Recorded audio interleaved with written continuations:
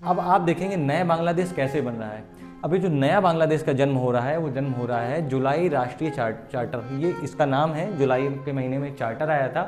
जिसमें सीधा सीधा कुछ ऐसे संवैधानिक संशोधन किए जाएंगे, नए कानून ऐसे जोड़े जाएंगे, उसके साथ साथ कुछ ऐसे विधायी सुधार किए जाएंगे, उसका पूरा रोड मैप तैयार किया गया है। ये मोहम्मद यूनुस हैं, इन्होंने 30 ऐसी राजनीतिक पार्टियां हैं जिनके साथ ये बैठे, परामर्श किया, एक सहमति पर आए, क्या क्या बदलाव हो सकते हैं, उसका एक पूरा मसौदा तैयार किया और तैयार करने के बाद राष्ट्रीय सहमत आयोग द्वारा तैयार की गई पूरे चार्टर को पेश कर दिया जाता है, उस पर हस्ताक्षर कर दिया जाता है। ये हस्ताक्षर की कॉपी लेके खड़े हुए हैं, दिखा रहे हैं। अब हस्ताक्षर तो कर दिया जाता है, लेकिन जब वहाँ पे बांग्लादेश में दो बड़ी पार्टियाँ हैं, चाहे वो आवामी लीग हो या चाहे बीएनपी, तो बीएनपी की तरफ से उनकी जो पार्टी हेड हैं वो पूरा शामिल होती हैं, साइन भी करती हैं। जमात इस्लामी जो थोड़ा पीछे हट रहा था वो भी एक समय पे आने के बाद मान जाते हैं और साइन करते हैं,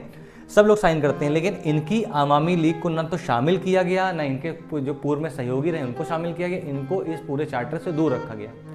अब इससे भी जाहिर सी बात है शेख हसीना को थोड़ा झटका तो लगा होगा कि कहीं ना कहीं इनके पार्टिसिपेशन को पूरी तरीके से रद्द कर दिया जाए, चाहे राजनीतिक स्थिति हो, चाहे किसी मीटिंग में हो, कहीं भी इनको नहीं बुलाया जा रहा, हर तरीके से इनको समापन की तरफ बढ़ाया जा रहा। अब हम आप बात करते हैं कि जब ये चार्टर आया है तब ये लोग जो छात्र थे वापस से रोड पर उतर गए और विरोध प्रदर्शन ढाका में शुरू हो गया। उसका रीज़न सिर्फ इतना था कि इन्होंने बोला कि हमारे ही रिश्तेदारों की हत्याएं हुई हैं, घायल हुए हैं, हमारे अधिकारों के बारे में, हमारे बारे में कोई भी बात चार्टर में नहीं की गई है, जिस कारण से ये विरोध प्रदर्शन कर रहे थे।